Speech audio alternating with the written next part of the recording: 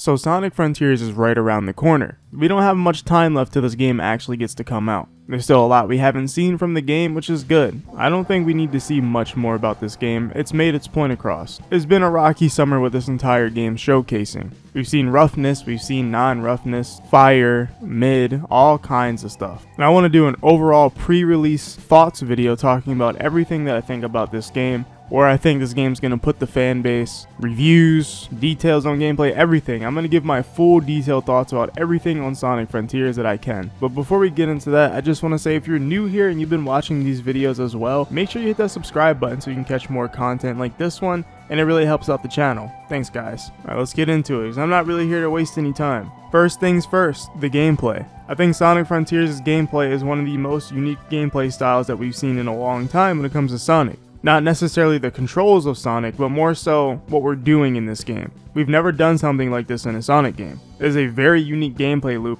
and honestly, there aren't many games that I can think of that have gameplay loops like this. It's almost collectathon-ish with its gameplay loop. It's like it took ideas from like Breath of the Wild's openness or open-endedness and applied that to a collectathon style, and it makes like a weird mixture for Sonic. It's collect things, beat bosses, or do levels, or do puzzles to move on, which is interesting. I think it's a good thing that they give you choice in this game, because if something's fun or not mid, I mean, you don't have to do it. But we're starting overall with the positives. The gameplay loop is one of the biggest positives I'd say about this game. It doesn't really seem that boring, and it seems like it'll get more interesting as the game goes on. I don't think any just old open world game is just fun because it's open world. There's always a thing driving these games. In Breath of the Wild it's defeating Ganon, but of course there's all this other stuff that you can do in the world. In a game like Horizon Zero Dawn, there's specific missions you have to go to. That's how a lot of Ubisoft games are as well. You have to go to the specific marker point, go to the specific mission, and do the specific thing. In Sonic Frontiers, there's many things to do,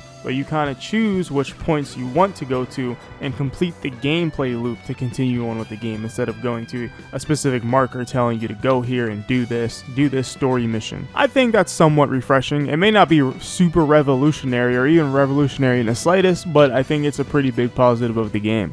But what I think will really matter in the long run of the gameplay loop is if the things that you're doing stay quality or increase in quality as you go through the game. Because it can also get pretty repetitive if you're doing the same exact things. Now obviously if you're focusing on cyberspace levels, there's going to be a new level each time, and there could be about 50 of them in the entire game, so I don't think that would necessarily get old. It's just more so cyberspace has other issues that I'll get into later. But overall I would say yeah, the gameplay loop seems pretty nice. I see a lot of people who got to play the game really enjoyed that aspect of the game, and I think it actually worked out pretty well. Now getting into the nitty-gritty details of the gameplay itself, let's talk about that. So the way Sonic controls is probably one of the most unique things in my opinion in all of Sonic games, because you get to choose how he controls in the open world. I can't believe that they're actually allowing the sliders to be a real thing. At first I was thinking, nah, maybe it's just like this for these demos that they're allowing people to try, because the demos weren't public. So I was thinking maybe they just want to find the right balance for Sonic in the open world, but nope.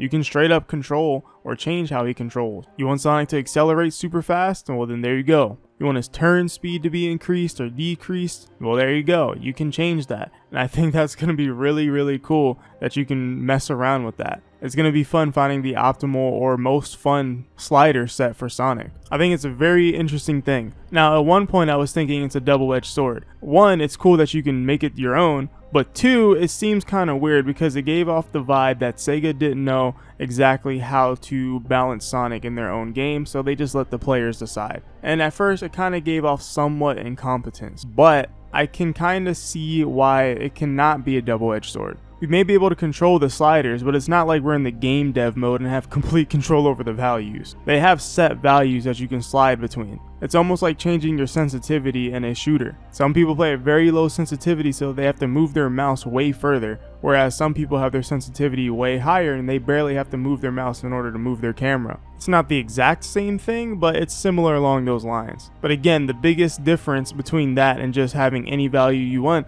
is that they set these sliders. There's specific numbers that you can go down to, and there's a max number that they set themselves that you can go up to. So they have to know exactly the parameters of of these sliders because, again, they're the ones that set the numbers. You can't just slide to infinity. So when you think about it that way, you can still think about how that's balanced overall for the game, because when people hear sliders, people go, oh, the devs probably didn't even think about balancing for this because you can just change it to anything you want. That's not true, because again, there's a max limit and there's a limit. But it's going to be really cool creating the most optimal style probably for speedrunning. I'm sure speedrunners are going to just figure out what the best sliders are for going as fast as possible. But some people probably won't want that. Some people will probably want some platforming efficiency, so they'll probably slow down some of Sonic's acceleration. Now, it's a very cool feature, and I'm glad that it kind of exists now, but it's not in Cyberspace, and we'll get to Cyberspace later because I have a lot to say about that. So Sonic's movement in the open world is seemingly going to be very smooth, especially if you make it smooth yourself. And I guess it's just like Subway, you made the sandwich by asking what you want on it. But I also want to point out, I love the attention to detail that they added when Sonic turns when he runs now leans his hand out. It's really cool to see something like that.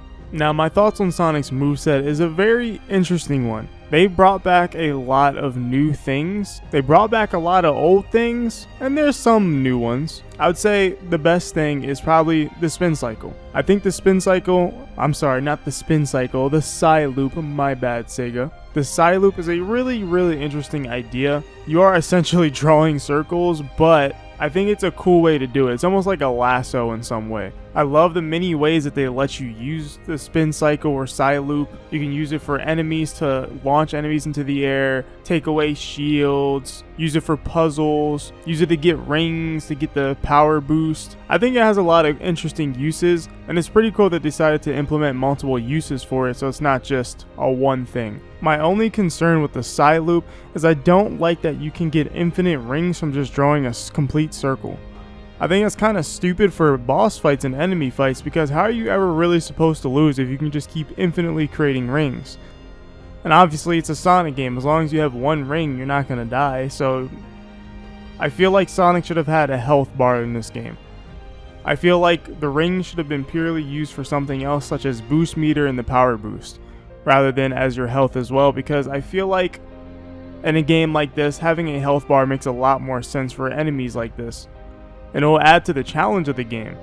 And an interesting mechanic would be having to collect like 10 rings in order to actually heal a little bit, and that should definitely decrease on hard as well. But yeah, you can just keep making rings no matter what, just non-stop, keep Psy looping in a circle, keep just making infinite rings, get a power boost, and go on. See, for the open world that sounds fun, but I feel like if you're fighting an enemy, you can just cheese the fight and just be like, oh, I'm out of rings, let me make more. Now, I don't believe that Sonic has invincibility when he gets knocked down, and that may be a way that they deal with this infinite ring thing, because you can get hit twice, once knocked down and then again while you're on the ground. So maybe that's another thing that they've considered already, is no invincibility frames when you get knocked down.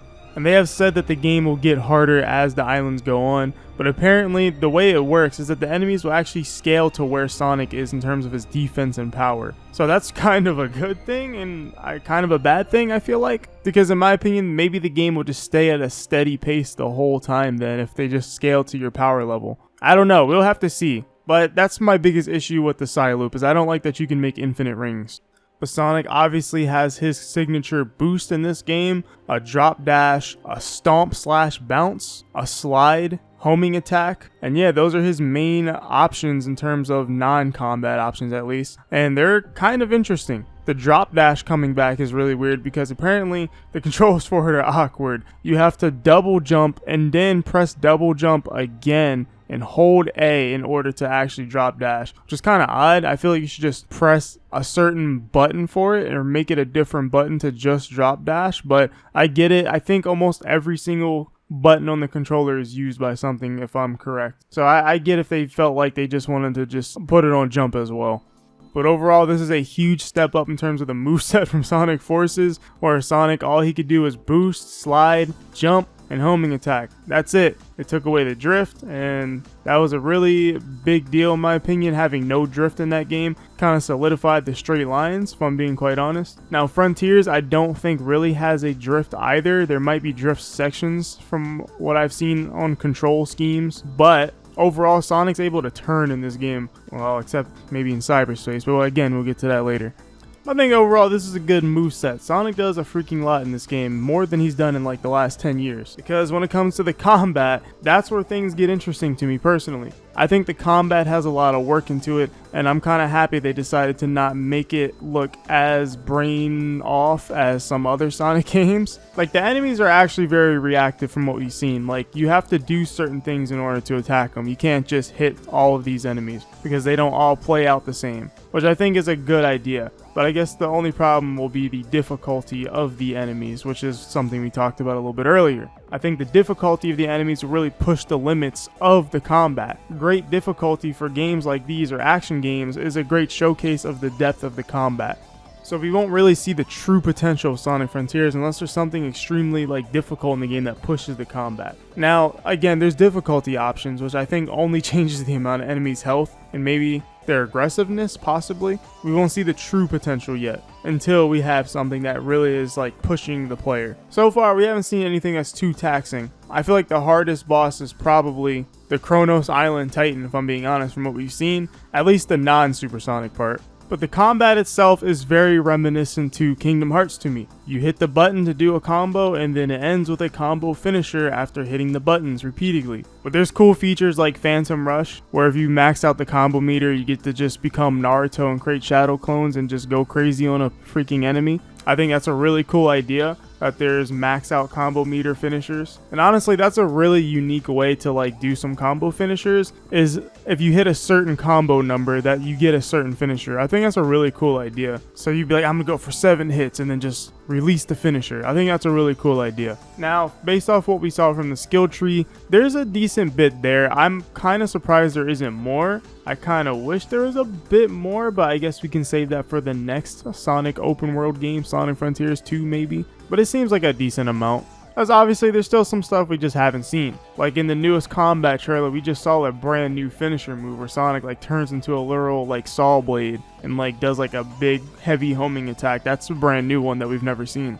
And then we have the parry. I think the parry is an extremely cool thing. The animation's a little strange for it. And honestly, that's the thing with this game in general. I think some of the animations are still strange. It's mostly the aerial animations. Sonic in the air just sometimes looks like he's just standing there. He needs more expressiveness, as if he's literally in the air. He needs to be moving or something. It's strange with him just kind of being static in the air. I think that's my main issue with the animations nowadays. They've already fixed some of them, and that's a good thing, but I still feel like the stiffness of the aerial animations need to be worked on. Because in my opinion, that adds to the combat. That makes you really feel engaged with combat, is animations. If you were just a T-poser just doing damage randomly, that's not satisfying in the slightest. Not saying that's what Sonic is doing, but that's just an example of why animations matter. But I think the enemy design is a big plus, but so far I think the enemy design is a big plus. More so the difficulty of the enemies is the thing that I'm worried about,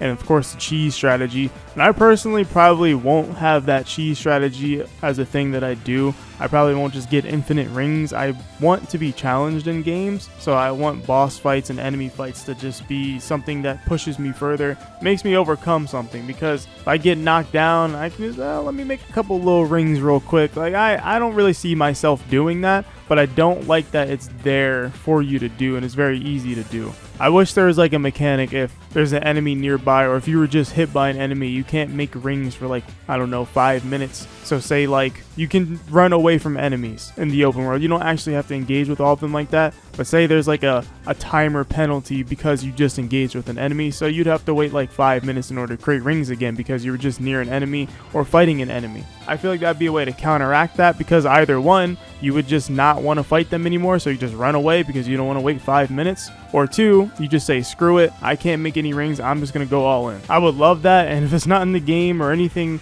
isn't really that challenging, well, it's up to the modders then. Add some challenge into the game, add some limits, I guess, because I think the foundation, the work is there. Just one little tiny change here could make things a bit more difficult, especially if the game doesn't end up being difficult. And I would really enjoy that personally, because it seems like the game overall is just fun. It's just a fun game to play in general. But kind of like a Kirby game. Kirby games nowadays aren't really challenging in the slightest, but they're just fun to play. But a little challenge doesn't hurt. Some people want that challenge, and I'm one of those people. I'm hoping Sonic Frontiers has some secret bosses or something like that. That'd be really cool. Now let's talk about cyberspace. Cyberspace is something that I would say is pretty controversial in this day and age, because back when it was just a rumor, it was pretty exciting. The first leak had said, oh, nice cool generation stages / Unleashed style stages with great bopping music, and it's just a blast to play through. And they had a good time playing through cyberspace. I don't know if I'm not sure if it was just fire back then, or they just made it worse or something, or it was just always kind of gonna be like this. But cyberspace is very reminiscent of Sonic Forces and not Unleashed or Generations in the slightest. It's reminiscent in terms of the length of the levels, almost of the design of some of the levels, but some designs pretty good because it's taken from other games like Sonic Adventure 2 or Sonic Unleashed, so the design isn't really terrible. It'd be kind of capped to say that it's bad design for some of these levels because it's literally good levels that people praise every single day, but it's more so other aspects of cyberspace that makes it kind of doo-doo. Again, the length of the levels and the controls. Apparently cyberspace controls are not great. Even people that I know were super excited to play Frontiers, were going in super positive, and still came out positive, were even agreeing like, yeah, cyberspace didn't really feel that great. And that's a huge bummer on top of the levels being short. And a lot of people see this as, bonus content, which yes, technically cyberspace is optional. You don't have to play cyberspace to beat this game. I mean, I feel like you should probably play it, but the fact that you don't have to play it, I think is a good thing. It doesn't change it from being any less mid by any means, but it's technically not main content. You don't have to do it. Unlike fighting bosses, that is something that you do have to do. You do have to fight bosses in this game. You will have to fight the Kronos Island boss in order to move on. You will have to get those portal gears. So again, it's not comparable to the other content which you could skip as well, some of it at least, but there's some things you can't skip. But cyberspace apparently is one of these things that you can skip. But it's also a big part of the game. There's going to be 50 of them throughout the game? That's a lot of levels. That's a big majority of the game, to be honest. So when Azuka said that cyberspace is a third of the game, I think that's what he meant. There's just a lot of levels freaking stacked in this open world. Even though they may not be big grand levels, that's still a lot of them. So it does probably make up a decent portion of the game, obviously just not in the open world. But the one thing I will say is that Sky Sanctuary theme is a bop. That is one of my new favorite Sonic songs that I've heard, and I haven't even heard it in great quality yet. But that song is way too good, and it gave me Sonic R vibes mixed with Sonic Forces hero theme vibes with the vocals, and I really liked it. It sounded great. I really like that song, and hopefully there's more songs like that, because if the songs are good in cyberspace, then cyberspace can be carried by the music. I'd be like, yo, this 40 seconds of this song was a banger. Now let me go look up the rest on YouTube. But personally, I'll be looking at cyberspace as special stages. Now, that isn't the way that everyone's going to view them, but that's how I'm going to view them. Not because I'm coping, but because that's just how they kind of feel. They feel like special stages, and I can't get over that. And that's not what I really would want out of cyberspace personally, but that's just kind of what it is. I'm not the most upset about it. I don't think it's going to ruin the game because, again, it's technically optional, but it's nice, I guess. It doesn't hurt the game. I just feel like if it was better, it would only enhance the game, but it's not taking anything away from what Sonic Frontiers is doing with its open world. Now, outside of the gameplay, Sonic Frontiers is bringing the sauce back for Sonic. Sonic feels saucy again. He feels cool again. Super Sonic is just in this casually with his arms crossed like he's Vegito. This game is trying to be cool. And it's what's been missing from Sonic in the last 10 years. It's cool. Sonic has not been cool in the last 10 years to me personally. You guys know this already if you watch the channel. But Sonic is just feeling cool again. We got Super Sonic out here throwing JoJo punches, flying around, fighting Titans, literally flying through Titans with I guess fake Titan blood coming out. It's not blood because they're robotic, but there's crazy coolness in this game. And they're really trying to make Sonic shonen-esque, even though they say that the tone they're going for the story is seinen, which is young adult. But it's still Sonic at the end of the day. Kids are going to be attracted to Sonic, and they're going to want to play Sonic because it's Sonic. Whether they're targeting older people or not, it still has to include those younger people. But overall, I just love the vibe that they're going for with the mysterious island, the ancient mystery, trying to figure out what's going on, the cyber stuff. It's really cool with Sage floating around, these Titans. It's just a really interesting idea, and it does feel kind of Sonic. A lot of people were arguing that this game doesn't feel like a Sonic game because of how it looks, but honestly, it kind of does feel Sonic-like to me. This is the kind of Sonic stuff that I kind of wanted as a kid. It's just, I guess, the more self-serious, but not too serious obviously, because it's still a blue hedgehog, but like it's serious enough. And Sonic has been things like this before, just not in a foreign world like Kronos Island or the Starfall Islands. But I don't know, it feels like to me the real Sonic is coming back, or at least my version of Sonic that I like the most, which is from the mid 2000s. So yeah, that's cool. I mean, the only thing is Roger Craig Smith is still voicing Sonic, and he's doing a different take for sure. He sounds very much like Mirage from Apex, and a lot of people aren't really used to hearing that, I guess, for Sonic. But some people like it. I think it's kind of whatever. I mean, as long as Sonic's lines are good, that's what I'm worried about at this point. And so far, we have some decent lines so far. Like the cutscene with Amy and Sonic does one of the most Sonic things ever. So that was really cool to see. And I'm happy that they're putting the effort into that side of things, because I haven't cared about that side of Sonic for a long time. Mostly just cared about how the game played. I stopped caring about the characters to the same degree as I used to, and as well as the story, because the story didn't have a lot of effort into it and the characters just stopped being themselves. So as I got older, I was like, this is not cool anymore. But that side of things gets me excited again, and that's kind of crazy that I'm excited for that aspect of Sonic after all these years.